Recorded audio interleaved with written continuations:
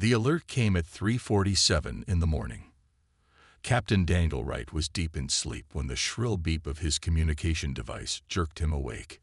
He fumbled in the dark of his quarters at Lunar Base Alpha, his hand finding the small device on his nightstand. "Right here," he said, his voice thick with sleep. "Captain, you need to come to the command center immediately," said the voice of his second-in-command, Lisa Boyd. Something in her tone made him sit up straight. "What's happening?" he asked, already reaching for his uniform. "Sir, long-range sensors have detected something approaching from beyond Pluto. A lot of somethings. They're not ours." Daniel felt his heart skip a beat. After decades of searching the stars, of sending signals into the void, someone had answered, but they hadn't called ahead. 15 minutes later, Daniel stood in the gleaming control room of Earth's most advanced space defense station. The large screen before him showed a cluster of red dots moving slowly but deliberately toward Earth. "How many?" he asked. "We count 73 large vessels and approximately 200 smaller craft," Lisa replied. "They're in formation. This isn't random." "Sir." Daniel nodded slowly. "Have they communicated?" "Not yet, but their path is deliberate. They know we're here." "Alert Earth Defense Command. I want all bases on standby, but no aggressive moves. Let's not start a war if we can help it." As the word spread across Earth's military channels, Dr. Olivia Martinez was working late in her laboratory at the secret Prometheus Project facility buried deep beneath the Nevada desert. When her secure line rang, she knew it wasn't good news. "Martinez," she answered. "Doctor, this is General Frank Johnson. I need you in Washington immediately. Our visitors have arrived." Olivia felt her mouth go dry. The projections said we had at least another decade before. The projections were wrong. The general cut her off. "The transport will pick you up in 30 minutes. Bring everything you need. We're activating Prometheus." Back on the moon, Daniel watched as the alien fleet slowed near Jupiter's orbit. A signal came through on all Earth frequencies simultaneously. "People of Earth," came a deep, slightly mechanical voice. "I am High Commander Vexilor of the Zar-Kai Dominion. Your planet has been chosen for annexation into our empire. We have studied your civilization and determined you are not yet ready for equal standing among galactic species." Daniel exchanged glances with Lisa. The alien's tone was almost casual, as if discussing the weather. "We have conquered 17 planetary systems," Vexilor continued. "Each now prospers under our guidance. Your resistance, while expected, will be brief. We have analyzed your defensive capabilities and find them." There was a pause, followed by what could only be described as a chuckle, charming in their simplicity. The communication ended, leaving the control room in stunned silence. "They're laughing at us," Lisa whispered. "Let them laugh," Daniel replied, his jaw tight. "Send everything we have on these Zar-Kai to Earth immediately." As military bases around the world went on high alert, Dr. Olivia Martinez hurried aboard a hypersonic transport plane. Beside her sat a small metal case containing the culmination of 15 years of work, research that had been inspired by theories of consciousness that most scientists had dismissed as fantasy. In his office in Washington, General Frank Johnson watched the live feed from space. The alien ships were massive, at least 3 times the size of Earth's largest vessels. Their technology was clearly far beyond humanity's current capabilities. "So they think we're primitive," he muttered to himself, reaching for the secure phone to the president. "That might be the only advantage we have." As darkness fell across America, millions of citizens remained unaware that visitors from another world were approaching, visitors who had already decided Earth's fate. But the aliens' laughter would soon fade when they discovered what humanity had been quietly preparing. 3 scout ships broke away from the main Zar-Kai fleet and headed toward Earth. They moved quickly, their sleek hulls gleaming in the sunlight as they passed Mars in less than an hour. Lieutenant Amy Clark sat in the cockpit of her fighter jet above Earth's atmosphere. 5 other pilots formed a defensive line with her, the best Earth had to offer. "Remember, do not fire unless fired upon," came the voice of Captain Wright from Lunar Base. "This is just a show of presence." "Copy that," Amy replied, trying to keep her voice steady as the alien scouts approached. They were beautiful in a strange way, shaped like arrowheads with glowing blue lights pulsing along their sides. One of the alien ships slowed and moved directly toward their formation. Amy's radar systems went wild, then dead. All her screens flickered and came back with strange symbols she couldn't read. "They're scanning us," she reported. "They've accessed our systems somehow." The alien ship circled their formation once, then rejoined the others. None of Earth's fighters could match their speed or agility. It was like comparing paper airplanes to jets. "They're toying with us," muttered Joe, another pilot on Amy's right. The scout ships continued past them, entering Earth's atmosphere with ease. Earth's outer defense grid activated automatically, sending warning shots across their path. The alien vessels didn't even change course. They simply absorbed the energy from the defense grid's weapons, their shields glowing briefly before returning to normal. In Washington, 27 world leaders had gathered in an emergency summit.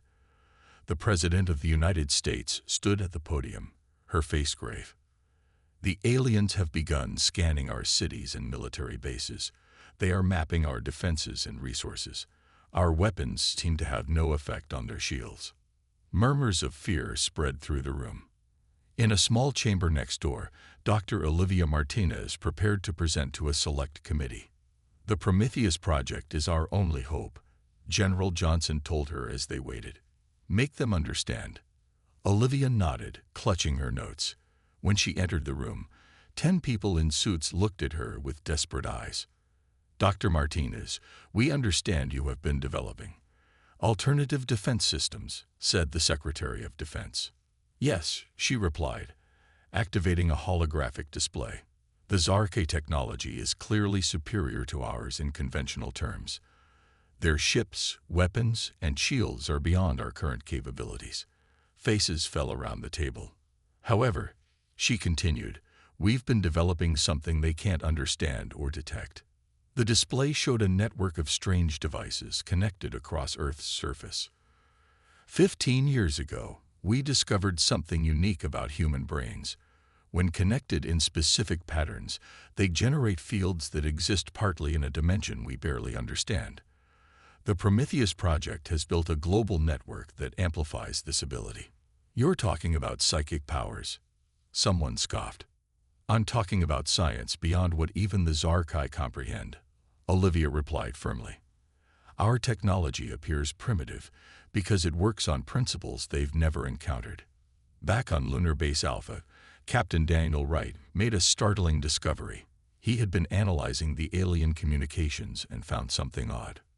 "They've been monitoring our television and radio signals for decades," he told Lisa. "But look at this." On his screen were alien notes translating human entertainment. "They think our science fiction shows are documentaries," he said with amazement. "They believe our fantasy films show actual human capabilities." Lisa's eyes widened. "So they think we're hiding our real technology." Daniel nodded slowly. "And maybe we can use that confusion against them."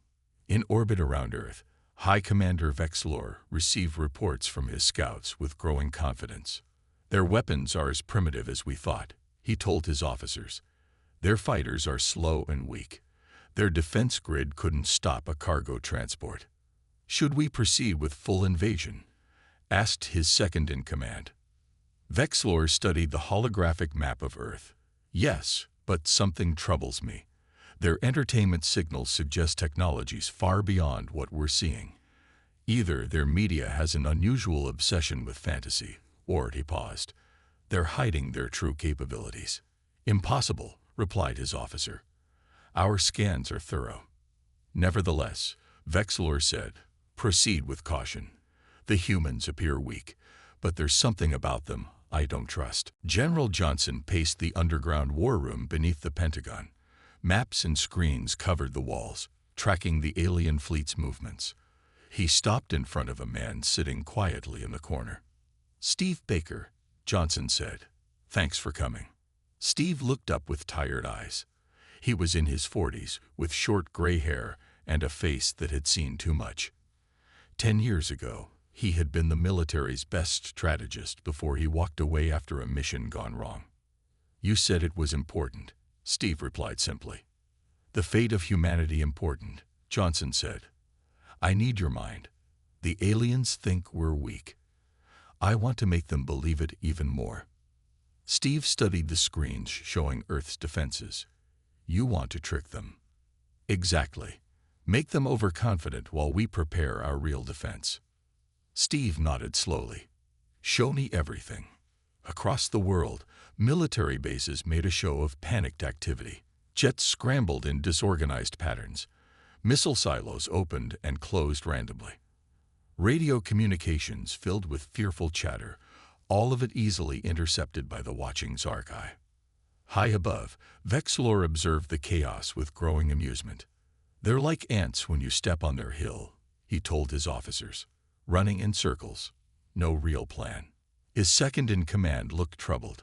"Commander, something doesn't match our intelligence. Their entertainment broadcasts showed much more advanced response protocols." Vexlor waved a long, gray hand dismissively. "Clearly their fiction is aspirational, not factual. Position the fleet for attack. I want to broadcast our strength to break their spirit." On screens across Earth, Vexlor's face appeared. His skin was pale gray, his eyes large and black, his mouth a thin line. "People of Earth," he said, "your militaries scramble uselessly. Your weapons cannot harm us. Your nuclear missiles would be intercepted before leaving your atmosphere. Your space forces are toys compared to our smallest vessels." The alien's mouth stretched in what might have been a smile. "Surrender now and join the Dominion with dignity. Resist, and we will still take your world, but with much less concern for your survival." In her lab beneath Nevada, Olivia watched the broadcast while her team worked frantically around her. The room was filled with strange devices, metal spheres connected to organic-looking wires, crystals glowing with soft light, and computers unlike any standard design. "Are we ready?" she asked her chief engineer. "The network is at 60% capacity," he replied. "We need another 12 hours for full deployment." Olivia looked back at the alien's smug face on the screen. "We might not have 12 hours. Beneath the Pacific Ocean, Commander Nickel Hudson stood in the control room of a specialized submarine. Around her, 20 others like it moved slowly into position. Each carried components of the Prometheus system that needed to be precisely placed along the ocean floor. "Control, this is Hudson," she radioed. "Package Delta is in position." "Copy that," came the response from Nevada. 4 more to go. In the war room, Steve Baker created a masterpiece of deception. Under his guidance, Earth's forces projected an image of desperate weakness while quietly moving key resources into position. "Make them think we're going to try a nuclear strike," he told his team. "Let them see us preparing the missiles, but ensure they know exactly where they are so they can stop them." "Won't that just show them where our missile silos are?" asked a young officer. Steve smiled slightly. "Exactly. They'll focus on targets that don't matter anymore." In orbit, the first strange reports began coming into Vexlor's command ship. Small power fluctuations, brief communication glitches, navigation systems showing momentary errors, environmental interference. The science officer reported, "The planet has an unusually active electromagnetic field." Vexlor frowned. "Is it a defense system?" The officer laughed. "No, Commander. Our scans show nothing artificial causing these patterns. It must be a natural phenomenon. Their primitive technology couldn't possibly affect our systems." Vexlor nodded, but something bothered him. He studied the planet below. Blue, green, and swirling white clouds. Such a prize, and so easy to take. Perhaps too easy. "Begin the first wave of the invasion," he ordered. "Target their satellite defense network first. Let's show them what real power looks like." His officers moved to obey, none of them noticing the slight smile on Steve Baker's face as he watched their preparations from Earth's monitoring systems. The plan was working perfectly. The sky lit up with brilliant flashes as the Zarkai weapons tore through Earth's satellite network. One by one, the defense and communication satellites exploded into clouds of debris. From the ground, it looked like strange new stars appearing and disappearing. In his command center, Admiral William Grant watched the destruction with a carefully neutral expression. Around him, officers reacted with appropriate alarm and dismay, exactly as Steve Baker had instructed. "Sir, we've lost 60% of our orbital defense grid," reported his communications officer, her voice loud enough to be picked up by any listening devices. "Launch the backup satellites," Grant ordered, knowing full well they would be destroyed just as easily. The performance was for the benefit of the aliens, who they now knew were monitoring all communications. On the screens, 10 small rockets launched from different sites around the globe. Each carried what appeared to be replacement satellites. The Zarkai ships intercepted them effortlessly, destroying each rocket before it reached orbit. "All backup launches failed," the officer announced. Grant pounded his fist on the table, the perfect picture of frustrated military leadership. "Prepare the nuclear option." The order spread across military channels worldwide. Missile silo doors opened. Submarines surfaced briefly before diving again. Bomber aircraft took off from runways. In the alien command ship, Vexilor watched these developments with satisfaction. "They're preparing their nuclear weapons," he told his officers. "How predictable." "Shall we neutralize them now or wait until they launch?" asked his weapons officer. "Let them launch a few," Vexilor replied. "Then destroy them. I want them to see their best weapons fail completely." The first missiles launched from silos in remote areas. They rose on pillars of fire, climbing toward the alien fleet. Just as planned, the Zarkai destroyed them with casual ease, their defense beams slicing through Earth's most powerful weapons like knives through paper. "Pathetic," Vexilor said, addressing Earth's leaders through an open channel. "Is this truly the best you can offer? We have not yet even deployed our main weapons." Aboard Lunar Base Alpha, Captain Daniel Wright kept his eyes on a different set of readings. Small energy fluctuations were appearing across the alien fleet, growing stronger by the minute. The Prometheus network was coming online. Meanwhile, beneath the Pacific Ocean, Commander Nicole Hudson finished placing the final underwater component of the system. Her submarine moved away from the installation site just as it began to pulse with a soft blue light that seemed to bend the water around it. "Final package deployed," she reported to base, returning to safe distance. In her lab, Olivia received the confirmation and turned to her team. "Activate the full network." Across the globe, thousands of devices that looked like ordinary communication towers, weather stations, and power relays began operating on a new frequency. To conventional detection methods, they appeared to be normal infrastructure, but they were now generating something entirely different, a field that existed partially in a dimension the Zarkai could not perceive or measure. Inside the alien ships, the strange malfunctions increased. Navigation systems showed phantom objects. Communications became garbled. Weapons targeting systems lost precision. "What's happening?" Vexilor demanded as his ship's main screen flickered. "Unknown, Commander," replied his science officer, frustration evident in his voice. "Our diagnostics find no cause for these failures. The interference is growing stronger." "Is it a human weapon?" Vexilor asked. The science officer laughed, though less confidently than before. "Impossible. Our scans show no energy weapons, no electromagnetic pulse technology, nothing that could affect our systems. Their most advanced technology is still generations behind ours." Vexilor wasn't convinced. "Launch the main invasion force. I want boots on the ground within the hour. Find whatever is causing this interference and destroy it." 500 transport ships separated from the main fleet, each carrying hundreds of Zarkai soldiers. They descended toward Earth's atmosphere in perfect formation, until they entered the outer edge of the Prometheus field. Suddenly, ships veered off course, colliding with each other. Navigation systems failed completely. Some ships accelerated uncontrollably, while others came to a near stop. In the Pentagon War Room, Steve Baker watched the chaos with a small smile. "And now," he said quietly, "we show them what humans can really do." Dr. Peter Collins stood before a room of military leaders, scientists, and government officials. Slides showing brain scans and strange energy patterns played behind him.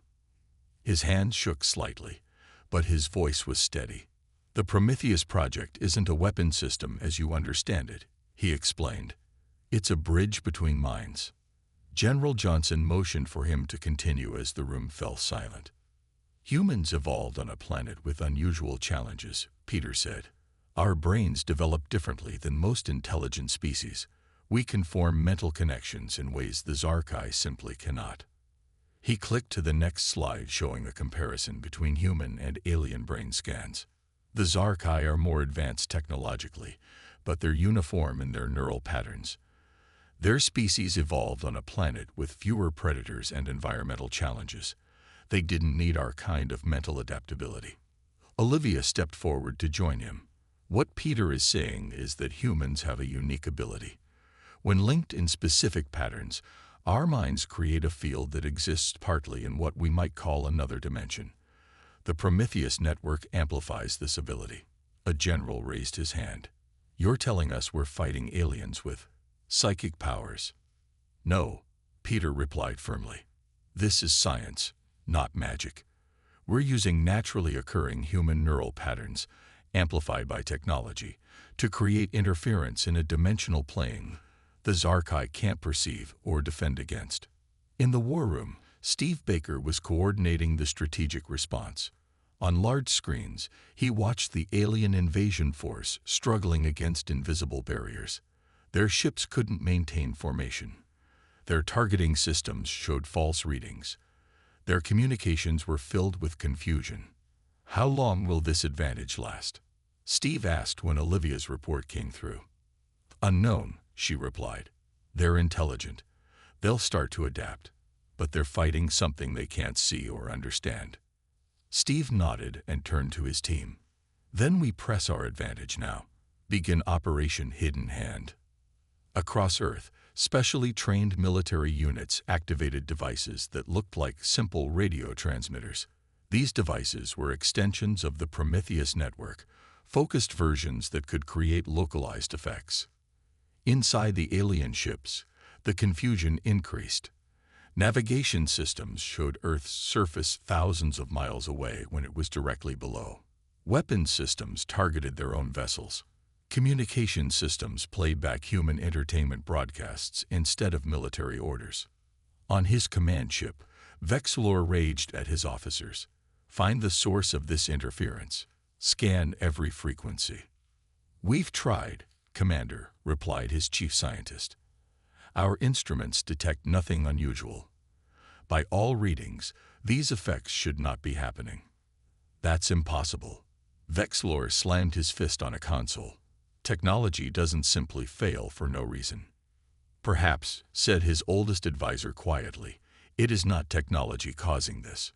Vexilor turned to him. "Explain." "There are old stories from the early days of the Dominion. Worlds where the inhabitants could affect reality in ways our science couldn't explain. We called them myth worlds and avoided them." "Superstitious nonsense," Vexilor snapped, but doubt showed in his eyes. Back on Earth, Captain Daniel Wright led the first direct counterattack. His small fleet of fighters, seemingly primitive compared to alien technology, moved in patterns that made no logical sense, but were perfectly coordinated through the Prometheus field. The alien ships couldn't track them properly. When they fired, their weapons hit empty space, or, sometimes, their own vessels. When human fighters fired their simple missiles, the Prometheus field guided them through gaps in alien shields that shouldn't have existed. "This isn't possible," whispered a Zarkai officer as he watched 3 of their advanced fighters explode after being hit by weapons that should have been harmless against their shields. In the Nevada facility, Peter explained the final piece to the gathered leaders. The Zarkai have been watching us for decades. They've seen our movies, our TV shows, our books. They think it's all fiction. He paused and smiled slightly. But our stories about telepathy, about mind powers, about humans connecting on deeper levels, they contain seeds of truth. We were describing something real that our science was only beginning to understand, something the aliens dismissed as fantasy. Olivia nodded, and that is why they laughed at our defenses. They were looking for advanced ships, for powerful weapons, for technological shields. When our real strength, General Johnson finished, was inside our heads all along. The main Zarkai fleet entered Earth's atmosphere in waves. Thousands of ships descended through clouds, their hulls glowing red from the heat of entry. On the ground, people watched with fear as the alien vessels filled the sky. But something was wrong. The perfect formation of the Zarkai broke apart as ships veered off course. Some spun in circles while others flew sideways. Across the world, millions of humans unconsciously contributed to the Prometheus network, their minds linking in patterns that created an invisible shield around the planet. In San Francisco, a teacher named Karen felt a strange tingle in her mind as she huddled with her students in a shelter. In Cairo, a taxi driver named Amir suddenly knew exactly which streets would be safe today, though he didn't know why. In Rio, a young girl dreamed of strange patterns while she slept through the invasion. None of them knew they were part of Earth's defense. On his command ship, Vexilor watched in horror as his fleet fell into chaos. "What is happening to my ships?" he demanded. His science officer stared at readings that made no sense. "Something is affecting our navigation systems, our weapons, even our communication devices. But we can't find the source." "Is it coming from their satellites?" Vexilor asked. "No, Commander. We destroyed those. It seems to be coming from everywhere." Captain Daniel Wright led Earth's counterattack. His squadron of fighters moved as one, guided by the shared consciousness of their pilots through the Prometheus network. Their movements seemed random to the aliens, but followed a pattern only humans could feel. "Target their command ships," Daniel ordered. "The Prometheus field will guide your missiles through their shields." The human fighters fired simple missiles that should have been easy for the alien ships to destroy. Instead, the missiles curved in impossible ways, finding gaps in alien shields that shouldn't have existed. Explosions ripped across the Zarkai fleet as ship after ship took critical damage. In the Pentagon War Room, General Johnson revealed the final piece of the plan to the world leaders watching in amazement. "Humanity has been preparing for this day for 50 years, he said. "When we first detected alien signals in 2107, we realized we could never match their engineering. So we looked for a different path." On screens around the room, the alien fleet continued to falter against Earth's invisible defense. "Instead of building bigger guns or faster ships, we studied what makes humans unique," Johnson continued. Dr. Martinez's grandfather made the first breakthrough when he discovered unusual patterns in human brain activity during moments of crisis. Olivia stepped forward. "The Prometheus project is the result of that research. We learned that humans, when connected in specific patterns, can affect reality in ways that technology alone cannot match." Around the world, the Prometheus network reached full power. The effect on the alien ships was immediate and devastating. Weapon systems fired at wrong targets. Engines shut down or accelerated randomly. Shield generators protected empty space while leaving ships exposed. Vexilor watched his invasion crumble with disbelief. "This is impossible. Their technology is primitive. They have no energy weapons, no quantum shielding, no neural interfaces." His advisor looked at him with new understanding. "Perhaps that is why we cannot defend against them. We looked for technology when we should have been looking for something else entirely." In Earth's orbit, the human counterattack gained momentum. The small fleet of Earth fighters, enhanced by the Prometheus field, moved with perfect coordination. Each pilot knew exactly where to be, which targets to hit, how to evade enemy fire, not through computer assistance, but through a shared awareness that transcended normal communication. "They're retreating," shouted Lisa as the alien ships began to pull back from Earth's atmosphere. Daniel watched with cautious optimism. "Not retreating yet. Regrouping." On the main view screen, the largest Zarkai vessel, Vexilor's command ship, broke away from the fleet and descended toward Earth's surface. "He's coming down," Daniel said with surprise. "Alert ground forces. I think their commander wants to see for himself what he's fighting against." In the Nevada facility, alarms sounded as sensors detected the massive alien flagship heading directly toward them. "He found us," Olivia said, looking at the approaching ship on their screens. General Johnson nodded grimly. "Good. Let's show him exactly what humanity is capable of." Vexilor's massive command ship descended through clouds toward the mountains of Colorado. The ship was twice the size of a football stadium, its dark metal surface covered in strange symbols that glowed blue. As it approached, the air itself seemed to vibrate. In a secret military base built into the mountainside, Olivia, Daniel, and General Johnson watched the alien flagship approach on their screens. They had been flown here from Nevada after the Prometheus system detected Vexilor's change of course. "He thinks our main control center is here," Johnson said. "The false signals worked." Daniel looked at the general with surprise. "You wanted him to find us." Johnson nodded. "Sometimes the best way to end a fight is to talk face to face." Outside, soldiers took positions around the base as the enormous ship hovered overhead. A beam of light shot down from its center, and a platform slowly descended. On it stood High Commander Vexilor, flanked by 4 armed guards. The alien was taller than a human by at least 2 feet, with gray skin that seemed to shimmer in the sunlight. His eyes were large and black, with no visible pupils. "I wish to speak with your leaders." Vexilor's voice boomed across the mountain valley, amplified by technology hidden in his suit. The main doors of the base opened, and General Johnson walked out alone. He looked small compared to the alien commander, but his steps were steady. "I am General Frank Johnson of Earth's Defense Force. Why have you come to our world, Vexilor?" The alien studied Johnson with those black eyes. "I came to understand," he said finally. "My fleet is failing against an enemy with inferior technology. This defies all logic. I must know how." Johnson gestured toward the base. "Then come inside. We will show you." Vexilor hesitated, then nodded to his guards. Together, they followed Johnson into the mountain complex. In a large conference room, Olivia and Daniel waited with several scientists and military officers. When Vexilor entered, everyone fell silent. The alien commander seemed to fill the room with his presence. "Show me this weapon that defeats my ships," Vexilor demanded. Olivia stepped forward. "It's not a weapon as you understand it, Commander." She activated a holographic display showing a map of Earth covered in glowing dots.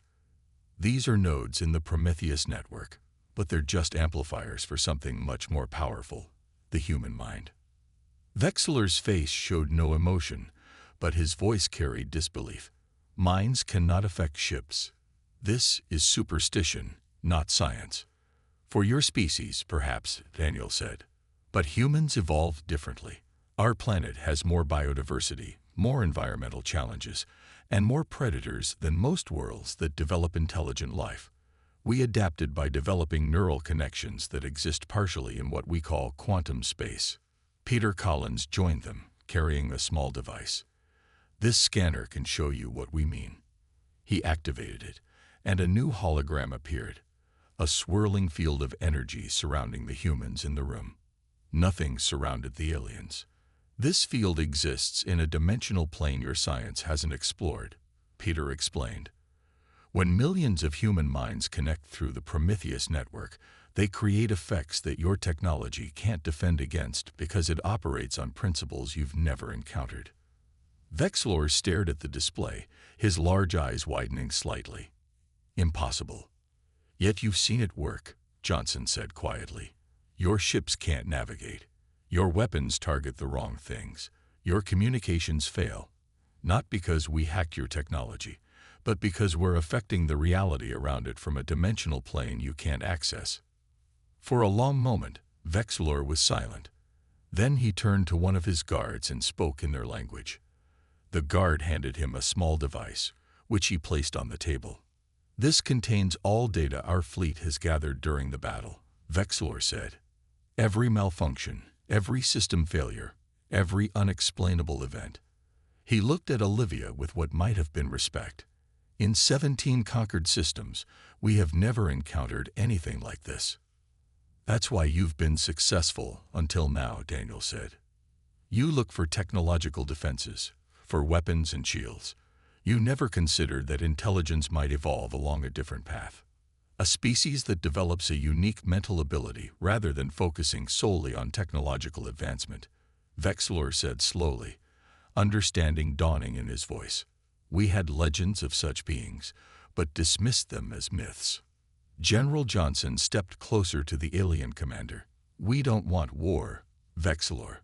We want to live in peace, but we will defend our world." 3 days after Vexilor's visit to the Colorado base, representatives from Earth and the Zarkai Dominion met in a neutral location, a space station quickly built in Earth's orbit. The station's large conference room had views of both the alien fleet, now holding position far from Earth, and the blue planet below. Vexilor sat across from General Johnson, Olivia, Daniel, and Steve Baker. The alien commander had abandoned his battle armor for simpler clothing that resembled a dark robe. His 4 advisors looked uncomfortable, constantly checking readings on small devices they carried. "The Dominion Council has reviewed my report," Vexilor began. His voice was different now, less confident, more thoughtful. "They find it difficult to accept." "But you believe it," Olivia said.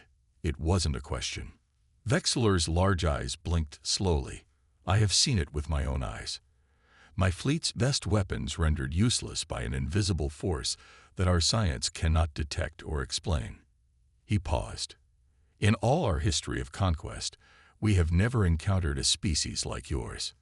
General Johnson leaned forward. "Then perhaps conquest is not the answer here."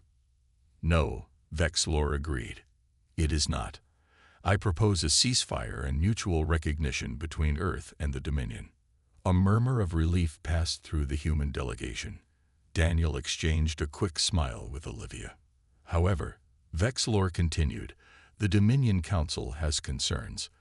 This ability your species possesses, this mental link that can affect technology and reality itself, they see it as a potential threat to all spacefaring civilizations."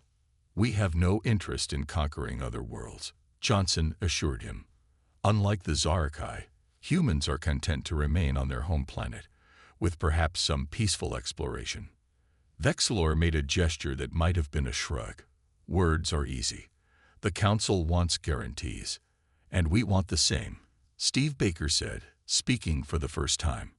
"Your fleet still sits near our world, Vexilor. Trust works both ways." The alien commander was silent for a moment, then nodded. "A fair point. I propose this.